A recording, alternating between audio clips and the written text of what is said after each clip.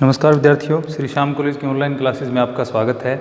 इस क्लास में हम बीए बीएड सेकेंड ईयर तथा बीए फर्स्ट ईयर के लिए जलवायु विज्ञान पढ़ रहे हैं और जलवायु विज्ञान के अंतर्गत हम पढ़ रहे हैं वायु राशियाँ। वायु राशियों में ये छठा भाग है। वायु राशियों के वर्गीकरण के बारे में हम पढ़ रहे थे। वायु राशियों के वर्गीकरण में हमने भौगोलिक वर्गीकरण है उसके बारे में पढ़ लिया था, जिसके आधार पर वायु राशियों के दो प्रकार बांटे गए थे, उष्णकटिबंधीय वायु राशियाँ तथा शीतकटिबंधीय या ध्रुवीय वायु राशियों के बारे में, जिसमें हमने महाद्वीपीय एवं सागरीय भाग पर वायु राशियों के अलग अलग प्रकार है वो बांटे थे। आज हम पढ़ेंगे उष्मागतिक वर्गीकरण। नंबर 2 पर जो आता है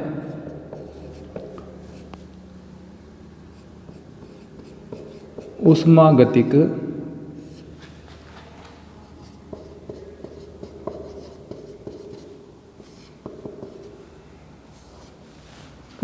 वर्गीकरण। उष्मागतिक वर्गीकरण में यानी मौलिक रूप से जो वायु राशियों का उष्मागतिक जो वर्गीकरण होता है उसमें दो प्रकार होते हैं, एक ठंडी वायु राशि और दूसरी गर्म वायु राशि। नंबर 1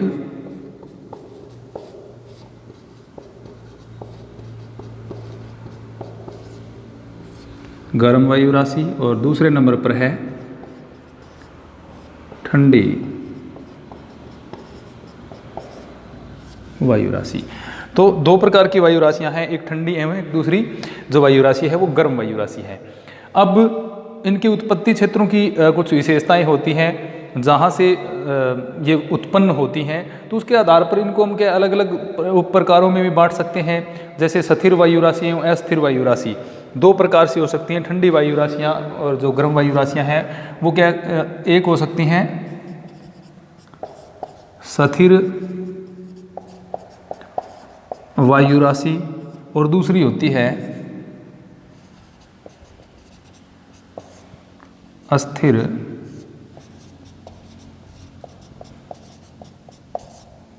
वायु राशि।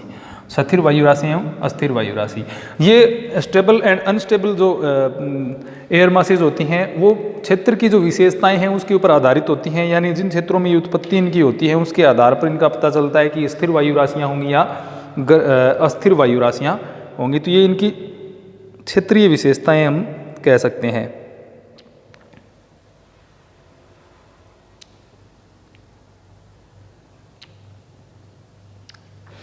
जो गर्म और ठंडी हैं उनमें दोनों में स्थिर एवं अस्थिर पाई जाती हैं। तो इस प्रकार से इनके अलग अलग हम भाग बांट सकते हैं, जिसमें जो गर्म वायु राशि होती है उसके लिए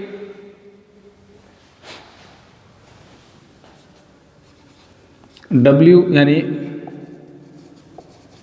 वार्म, तो सिंबल के लिए W का प्रयोग किया जाता है। ठंडी वायु राशि है उसके लिए K का प्रयोग किया जाता है। K काल्ड या इसको कूल कह सकते हैं, ठंडा। तो ये K और W गर्म एवं ठंडी वायु राशियों के लिए काम में लिए जाते हैं। K का अर्थ K के लिए कोल्ड या इसको हम काल्ड कह सकते हैं, गर्म है वो W आ जाएगा। इसके अलावा जो स्थिर एवं अस्थिर है उनके लिए भी अलग अलग सिंबल का प्रयोग किया जाता है, अलग अलग अक्षरों का उसके लिए प्रयोग किया जाता है। जैसे स्थिर वायु राशियां हैं उनको हम कहते हैं स्टेबल, तो इसमें S छोटे आकार में लिखा जाएगा यानी स्टेबल हो जाएगा। और दूसरा जो अस्थिर वायु राशियां हैं उनके लिए अनस्टेबल का प्रयोग किया जाएगा, यानी दूसरी वायु राशियां यानी उसमें हम छोटे या स्मॉल लेटर में U का प्रयोग करेंगे, यानी अनस्टेबल हो जाएंगी वो।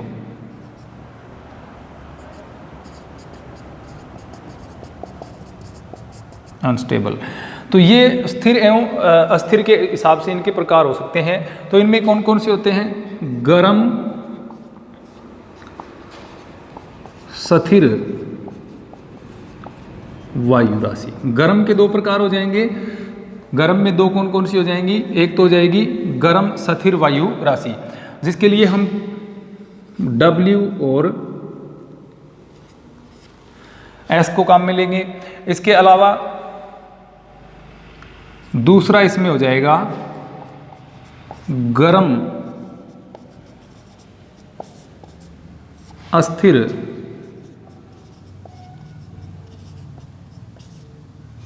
वायु राशि। दूसरा गर्म अस्थिर वायु राशि, जिसके लिए हम W और U को काम में लेंगे। तो ये दो प्रकार हो जाएंगे गर्म वायु राशियों के। अब दूसरे दो प्रकार इसके हो जाएंगे ठंडी वायु राशि के। पहला ठंडी स्थिर वायु राशि।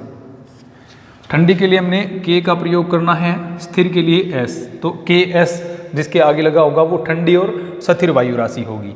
इसके अलावा जो दूसरा प्रकार बनेगा वह होगा ठंडी में ठंडी अस्थिर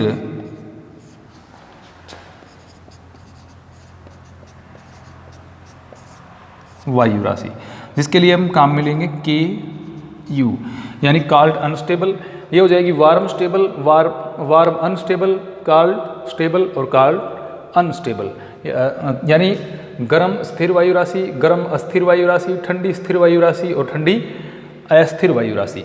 तो इस प्रकार से ये चार प्रकार हैं वो ठंडी एवं गर्म के आधार पर बन जाते हैं, क्योंकि इसमें स्थिर और अस्थिर को मिलाने के बाद चार यानी दो मुख्य होते हैं।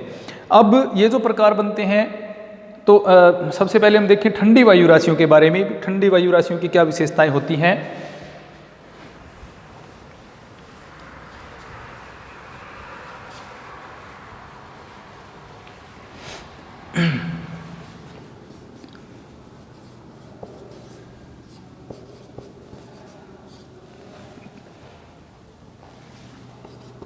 एक नंबर पे ठंडी वायु राशि पढ़ लेते हैं, हालांकि पीछे हमने अभी एक नंबर पे गर्म लिखा था। अभी ठंडी वायु राशि के बारे में हम पहले पढ़ते हैं। तो ठंडी वायु राशियां हैं वो विशेषता है, जैसा कि हम जानते हैं, उनकी उत्पत्ति कहाँ पर होती है, आर्कटिक क्षेत्र में। तो या तो ये उत्पन्न होंगी उप ध्रुवीय तथा आर्कटिक प्रदेश में इनकी क्या होती है, उत्पत्ति होती है। अब ठंडी वायु राशियां होती क्या हैं, वह वायु राशि जो जिस क्षेत्र से गुजर रही है उसकी सतह से जिसका तापमान वायु का कम होगा वो क्या कहलाती है, ठंडी वायु राशि कहलाती है। जैसा कि हमने पहले पढ़ा था, यानी ठंडी जो वायु राशियां होती हैं, जिस स्थल से वो गुजरती हैं, जिस भाग से वो गुजरती हैं, उसकी तुलना में उनका तापमान क्या होता है, कम होता है, वही क्या कहलाती हैं, ठंडी वायु राशियां कहलाती हैं। मान लीजिए सतह का तापमान 10 डिग्री सेल्सियस है और वायु राशि जो है उसका तापमान 8 डिग्री सेल्सियस है, इसका मतलब है वायु राशि कैसी है, ठंडी वायु राशि उसको हम कहेंगे। तो इनकी उत्पत्ति क्षेत्रों की कुछ विशेषताएं होती हैं, जैसे तो उत्पत्ति इनकी उपध्रुवीय आर्कटिक प्रदेश में होती हैं। अब उत्पत्ति क्षेत्रों की विशेषताएं, यानी कौन से क्षेत्र हैं जिनमें ये उत्पन्न होंगी, उनकी क्या विशेषताएं होंगी, ठंडी वायु राशियों के उत्पन्न होने वाले क्षेत्रों की विशेषताएं। नंबर 1 पर जो क्षेत्र है जहां से ये उत्पन्न हो रही है, यानी विकिरण द्वारा उष्मा में अधिक ह्रास होने से तापमान उसमें क्या हो जाता है, कम हो जाता है।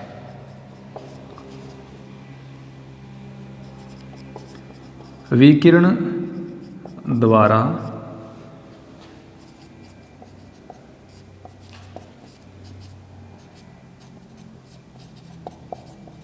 होने से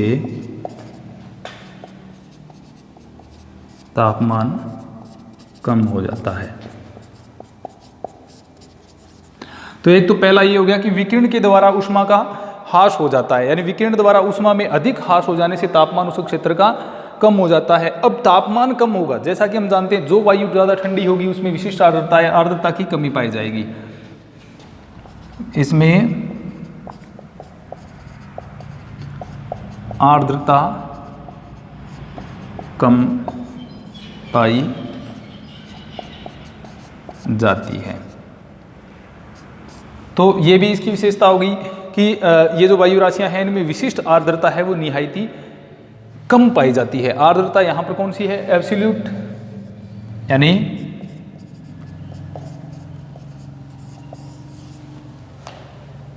विशिष्ट आर्द्रता है वो इसमें कम पाई जाती है। विशिष्ट आर्द्रता का इसमें जो मात्रा है वो कम पाई जाती है। इसके अलावा स्थिरता है वो बढ़ जाती है इस वायु राशि की, यानी ठंडी वायु राशि में। नंबर 3 क्या है,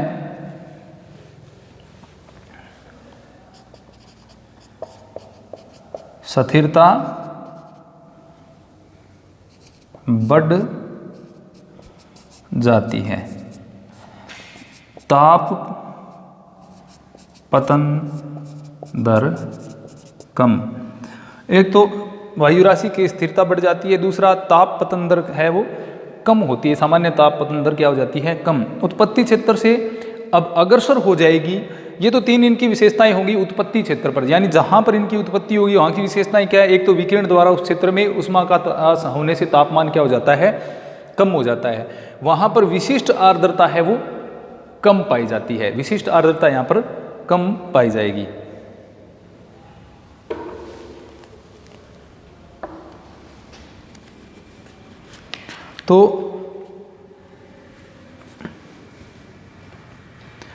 तो पहला कारण उष्मा का विकिरण हो गया, ह्रास हो गया, जिसके कारण तापमान उस क्षेत्र का कम हो गया, यानी वायु राशि कैसी होगी, ठंडी। इसके बाद उसमें आर्द्रता, विशिष्ट आर्द्रता, एब्सोल्यूट नहीं, सॉरी, यहाँ पर क्या होगी, स्पेसिफिक ह्यूमिडिटी है वो कम हो जाती है। विशिष्ट आर्द्रता यानी स्पेसिफिक ह्यूमिडिटी है वो कम हो जाती है। स्थिरता बढ़ जाती है, तापमान पतन दर जो होती है, सामान्य तापमान पतन दर जो वायु राशि में पाई जाती है वो क्या हो जाती है, कम हो जाती है। ये तो वहाँ पर उत्पन्न होने के समय इनकी विशेषताएं होती हैं। अब आगे जिस क्षेत्र में जाएंगी वहाँ पर ये क्या करेंगी, वहाँ पर यानी जिस क्षेत्र में जाएंगी उसके तापमान को कम कर देंगी। पहली विशेषता क्या है, जहाँ पर भी वो पहुँचती हैं वहाँ के तापमान को क्या कर देती हैं, कम कर देती हैं।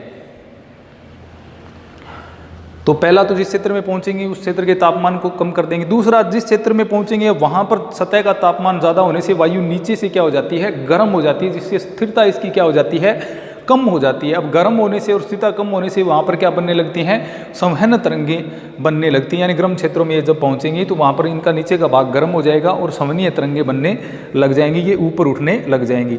अब वायु राशि जब गर्म होकर के आगे बढ़ रही है तो ये जब जिस समय ये क्या है, महासागरों के ऊपर पहुंचती है, महासागरों पर पहुंचने के कारण इनकी विशिष्ट आर्द्रता क्या हो जाएगी, बढ़ जाएगी, जिससे क्या है, कपासी वर्षा बादल बनेंगे और वर्षा होने लग जाती है। यानी जब ये वायु राशियाँ गर्म सागर के ऊपर जाती हैं तो विशिष्ट आर्द्रता बढ़ जाती है, जिससे कपासी वर्षा मेघ है वो बन जाते हैं। लेकिन वायु राशि के कारण जो दृश्यता है वो यथावत बनी रहती है, यानी दृश्यता में किसी प्रकार का कोई फर्क इससे नहीं आता है। हालांकि इसमें आगे जब गर्म वायु राशि गर्म सागर के ऊपर ये पहुंचती है तो विशिष्ट आर्द्रता, इसकी जो स्पेसिफिक ह्यूमिडिटी है वो इसकी बढ़ जाती है, लेकिन दृश्यता में किसी भी प्रकार का परिवर्तन है वो नहीं आता है। अब जब वायु राशि इसके अलावा आगे बढ़ती है तो वर्षा केवल उसी समय होती है जब वायु राशि कहाँ होती है, गर्म सागर के ऊपर। गर्म सागर के ऊपर होगी तो ये क्या होगा, नीचे का भाग है वो संवहन तरंगें उठेंगी वहाँ से, तो उसमें आर्द्रता बढ़ेगी जिसके कारण वर्षा होगी। स्थलीय भागों पर वर्षा नहीं होती क्योंकि स्थलीय भागों से किसी प्रकार की अतिरिक्त नमी इसको प्राप्त नहीं होती, केवल जलीय भाग पर। यानी वायु राशि, ये वायु राशियाँ वर्षा कब करेंगी, जब ये गर्म सागर के ऊपर होंगी तभी ये वर्षा करेंगी। इसके अलावा ये वर्षा नहीं करती हैं क्योंकि महाद्वीपीय भाग पर इनको नमी प्राप्त नहीं हो पाती हैं। अब जब महाद्वीपीय भाग के ऊपर जाएंगी तो मौसम कैसा हो जाएगा, फिर साफ हो जाएगा। यानी ठंडी वायु राशियाँ जब गर्म सागरों के ऊपर पहुँचती हैं तो वर्षा करती हैं, लेकिन महाद्वीपीय भागों पर वर्षा नहीं करती, आकाश है वो स्वच्छ बना रहता है। इसके अलावा जब ऐसी वायु राशियाँ ऐसी कंडीशन में आ जाती हैं कि इनका कुछ भाग क्या होता है, महासागर पर, कुछ भाग सागर पर तथा कुछ भाग सतल खंड पर, कुछ भाग इसका सागर पर हो और कुछ सतल खंड पर हो, तो इससे क्या बनते हैं, वर्तांश बनते हैं या वाताग्र इससे बनने लग जाते हैं। यानी कुछ भाग इसका सागरीय भाग पर हो, कुछ स्थलखंड या महाद्वीपीय भाग पर हो, तो यानी अब ऐसी वायु राशि जिसका कुछ गर्म भाग, कुछ भाग है वो गर्म सागर पर और कुछ है समीपी, अब सतल खंड कैसा होगा, ठंडा, तो कुछ स्थल खंड के ऊपर है, ठंडे सतल खंड के ऊपर है, तो इससे क्या होता है, शीत वर्तांश, उष्ण और शीत दो वर्तांश बनेंगे। एक गर्म भाग पर है यानी यहाँ पर बनेगा उष्ण वर्तांश, दूसरा ठंडा है तो यहाँ पर क्या बनेगा, शीत वर्तांश। दो वाताग्र बनेंगे तो इससे कौन सी स्थिति उत्पन्न हो जाएगी, चक्रवातीय स्थिति। तो दोनों पर क्या है, कुछ भाग वायु राशि का जल पर है और कुछ स्थल पर है। जलीय भाग उष्ण है उस क्षेत्र में और स्थलीय भाग क्या है, ठंडे हैं। तो दो वर्तांश बनेंगे, स्थलीय भाग पर ठंडा होने के कारण शीत वर्तांश बनेगा और जलीय भाग पर गर्म होने के कारण उष्ण वर्तांश बनेगा। तो इन दो वर्तांशों के बनने से कैसी स्थिति उत्पन्न हो जाती है, चक्रवातीय स्थिति यहाँ पर उत्पन्न हो जाती है। अब चक्रवातीय स्थिति जब उत्पन्न होगी, यानी दोनों वाताग्रों की या वर्तांशों से दोनों के आपस में मिलने से क्या होता है, चक्रवातीय स्थिति उत्पन्न होगी। दो वायु राशियाँ, एक कैसी है ठंडी और दूसरी कैसी है गर्म। अब ये दोनों आपस में मिलेंगी तो ठंडी वायु राशि होती है भारी, यानी इसमें होता है वजन ज़्यादा, और दूसरी गर्म वायु राशि कैसी होती है, हल्की। अब हल्की वायु राशि जब ठंडी भारी गर्म जो ठंडी एवं भारी वायु राशि है उससे टकराएगी तो गर्म वायु राशियाँ क्या होंगी, ऊपर उठ जाएंगी। ऊपर उठने से यहाँ पर क्या बनेगा, वाताग्र का निर्माण होगा।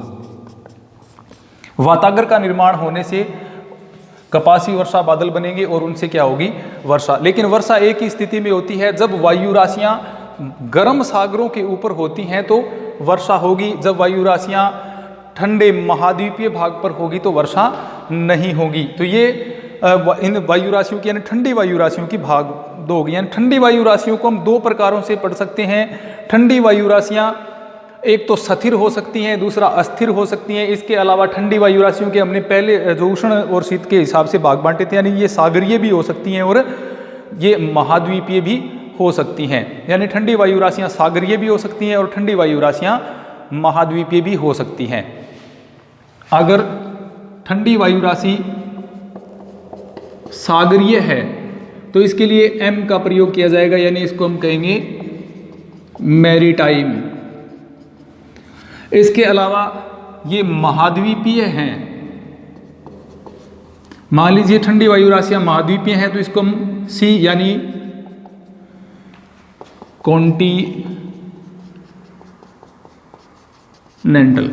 कॉन्टिनेंटल इसको हम कहेंगे। तो वायु राशियां मैरीटाइम यानी एम ठंडी वायु राशियां। तो इस प्रकार से हम अगर इनके पूर्णतः प्रकार बना करके देखते हैं तो किस प्रकार से बनेंगे, जैसे मान लीजिए ठंडी वायु राशि है,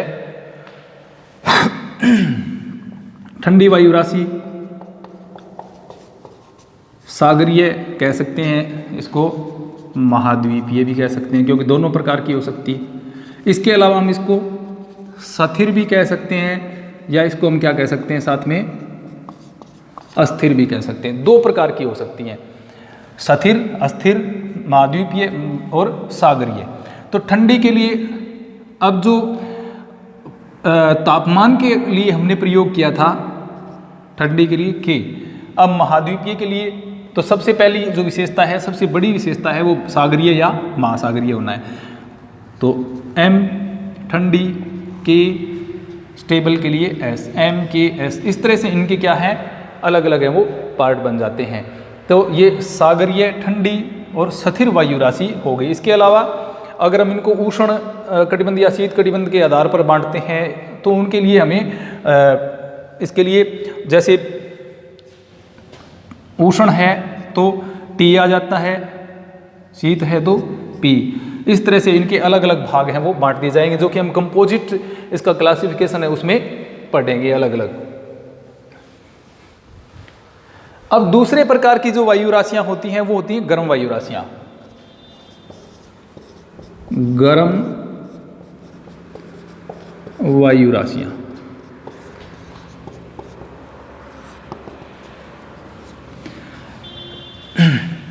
गर्म वायु राशियों को भी विशेषतः गर्म वायु राशियां होती कौन सी हैं, जिसका तापमान सतह की अपेक्षा यानी जिस सतह से होकर के ये जाती हैं उसकी अपेक्षा इनका तापमान क्या होता है, ज़्यादा होता है। यानी वे वायु राशियाँ जिनका तापमान सतह की अपेक्षा, जिस सतह से ये होकर के चलती हैं उस सतह की बात कर रहे हैं हम, तो जिन वायु राशियों का तापमान सतह की अपेक्षा अधिक होता है वह वायु राशि क्या कहलाती है, गर्म वायु राशि कहलाती है। यानी इस वायु राशि का जो निचला भाग है वो क्या है, ठंडा होने लगता है, जिससे निचला स्तर इनका क्या हो जाता है, स्थिर हो जाता है, जिसके कारण इनमें जो लंबवत गति होती है वो रुक जाती है। गर्म वायु राशियों की उत्पत्ति विशेषतः कौन से क्षेत्रों से होती है, उष्ण और उपोष्ण कटिबंधों से होती है। उष्ण एवं उपोष्ण जो कटिबंध हैं वहाँ से जो वायु राशियाँ उत्पन्न होती हैं वो क्या कहलाती हैं? वो गर्म वायु राशियाँ कहलाती हैं। तो गर्म वायु राशियाँ विशेषतः उष्ण एवं उपोष्ण कटिबंधों से उत्पन्न होती हैं और ये सतह से क्या होती हैं, इनका तापमान ज़्यादा होता है, लेकिन नीचे का जो भाग है, नीचे की जैसे सतह का तापमान कम है तो वायु राशि की नीचे का भाग क्या हो जाता है? ठंडा हो जाता है। अब नीचे का भाग ठंडा होने से वो क्या होने लगती हैं? धीरे धीरे स्थिर होने लगती हैं। तो ये विशेषतः जो गर्म वायु राशियाँ हैं इनके उत्पत्ति क्षेत्र हमने देखा कौन सी? उपोष्ण कटिबंध वाले क्षेत्र हैं। अब इन कटिबंधों में स्थितियाँ जैसे हमने शीत में पढ़ा चक्रवातीय स्थितियाँ बन जाती हैं, लेकिन यहाँ पर कौन सी स्थिति उत्पन्न होती है? प्रतिचक्रवातीय। तो प्रतिचक्रवातीय जो कंडीशन स्थिति उत्पन्न होती है यानी उपोष्ण कटिबंध, माने आप उपोष्ण कटिबंध में प्रतिचक्रवातीय स्थिति रहती है और प्रतिचक्रवातीय स्थिति वाले क्षेत्रों में ही ये वायु राशियाँ हैं वो उत्पन्न होती हैं। प्रतिचक्रवातीय स्थिति में हवाएं हैं वो केंद्र से परिधि की ओर चलती हैं, यानी आंतरिक भाग में उच्च वायुदाब होता है और बाह्य भाग में न्यून वायुदाब पाया जाता है। चक्रवात में इसका उल्टा होता है, आंतरिक भाग में न्यूनतम वायुदाब पाया जाता है। तो अधिक वायुदाब से निम्न वायुदाब की ओर हवाएं चलती हैं तो केंद्र से परिधि की ओर चलेंगी तो वह प्रतिचक्रवातीय स्थिति उत्पन्न हो जाएगी, यानी क्षेत्र से बाहर की ओर। तो इस प्रकार की जो वायु राशियाँ हैं गर्मियों में उत्पन्न होंगी ज़्यादातर, और दक्षिणी महाद्वीपों जैसे उत्तरी अफ्रीका के सहारा में भी इस प्रकार की वायु राशि हैं उनका उत्पन्न वो राशियां हैं वो उत्पन्न हो जाती हैं। अब गर्म वायु राशियां भी दो प्रकार की होती हैं, गर्म महाद्वीपीय वायु राशियां और गर्म महासागरीय वायु राशियां। गर्म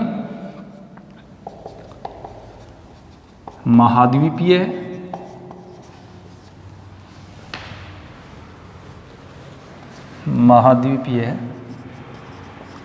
वायु राशियाँ, दूसरी महासागरीय वायु राशियाँ।